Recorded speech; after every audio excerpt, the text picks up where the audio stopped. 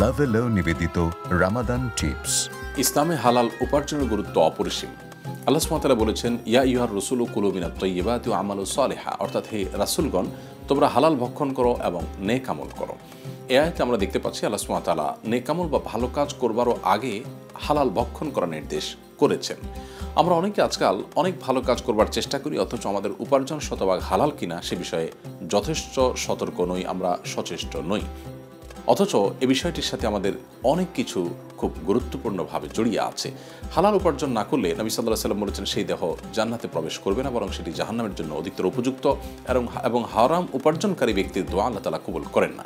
অতএব একজন মুসলিম হিসাবে আমাদের ইসলামের অনেক গুরুত্বপূর্ণ বিধিবিধানের পাশাপাশি হালাল উপার্জনের পরে সর্বোচ্চ গুরুত্ব দিতে হবে, এবং নফল আমলের চাইতে আমার উপার্জন যেন হালাল হয় সেদিকটা আমার সবচেয়ে বেশি সজাগ দৃষ্টি রাখতে হবে। আল্লাহ আমাদের তৌফিক দান করুন।